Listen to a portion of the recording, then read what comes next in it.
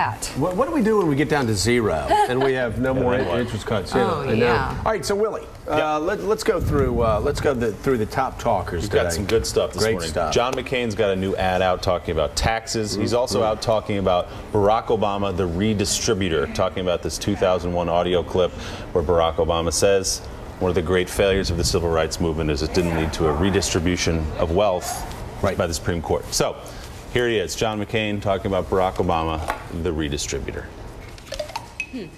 He said that, quote, one of the tragedies of the civil rights movement is that it didn't bring about a redistribution of wealth in our society. That's what change means for the Obama administration, the redistributor. It means taking your money and giving it to someone else. He believes in redistributing wealth, not in policies that grow our economy and create jobs. Now, this issue just fell into his lap because of something Obama said. Why haven't they been seizing on this earlier? Why didn't they find it themselves? You know, they really should have seized on it this earlier. They should have seized on the second Obama talked about spreading the wealth. They should have been a lot more aggressive. You've got what is your theme? And you go with that one theme and you hammer it home, especially when you have all of this, the clutter out there, and they haven't done that. And it may be, though, guys, that because they knew about this ahead of time, but at an earlier point in the campaign when they weren't as needy as they are now, they thought it was ridiculous, because it is ridiculous. What's ridiculous? This whole redistributive change stuff. That's ridiculous to you? John McCain favors redistribution, okay? He favors a progressive tax system. Yeah. He favors refundable health care tax credits to people who don't pay taxes, which is what he's attacking Barack Obama for.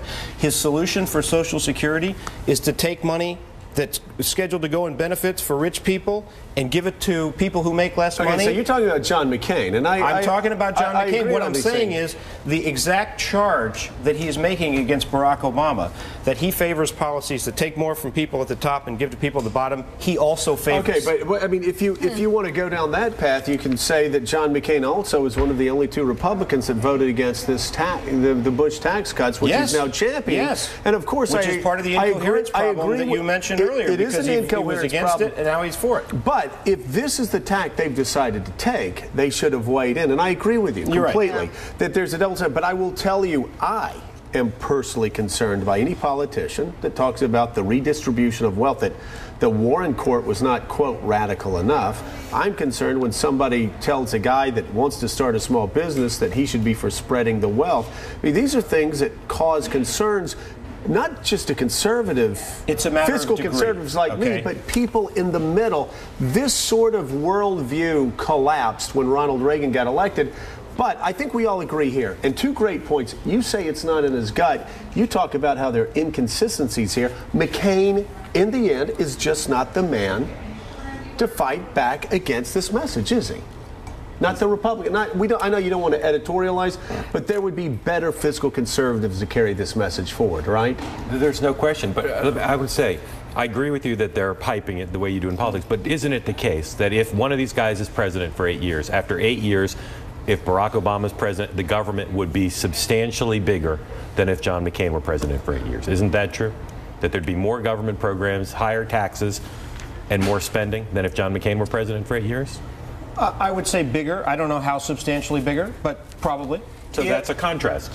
I'm not saying that issue is not legit. I'm not saying tax and spending is not a legitimate issue, but I'm saying that on this issue of redistribution, it's a matter of degree, okay? There is confiscatory redistribution, and then there's mild, marginal, on the edges changes that Barack Obama is talking about. And when the candidate who's accusing him of wanting to redistribute is also proposing the same thing, it sort of sounds like just words. Well, let me talk about really quickly. We need to get to Andrew Mitchell, but let me talk about the only cold comfort that I can take out of this debate going on. I love the fact that we are having this debate and scratching and clawing and charges of socialists being thrown out there back and forth. I love the fact that we're talking about the tax rate, the top marginal tax rate, going from 35% to 39% instead of 35% to the confiscatory to 70%. Right. Like, for instance, and this is what we have to remember when we're talking about, you want to talk about socialism?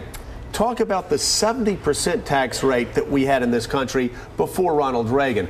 I do take small comfort in the fact that we're having this battle over simply going back to tax rates that we had when Bill Clinton was president. You're exactly right. It's not. Now, as a fiscal conservative, I believe every percentage on tax rates. I think that's something you go to war on over economics, because I think it does have an impact. That being said, when people are running around saying he's a socialist, we're talking about a 39% top marginal tax rate, not socialism. Now, I think it's stupid economic policy. I don't think you tax the most productive people. I think raising capital gains taxes right now is a huge mistake. I think raising corporate tax rates is a huge mistake, only because everybody else, all of our competitors, are cutting it. At the same time, it ain't socialism. It's not close to socialism. It's not close to where we were in 1980. Okay, but we got... Is that all? Are we agreed here? Totally agreed. Just to put a bigger picture on all of this. And I think Palin and McCain have lost credibility, not just with the press, but with some voters, by saying socialism. And they're looking and waiting. And also John McCain, again, I can't say it enough, John McCain voted against reducing that top marginal tax rate to 35%. So, great point, John. Let's go to Andrea. We have Rudy Giuliani and Bob Herbert on deck, so we've got to get to Andrea. Great. Here with us now, NBC News.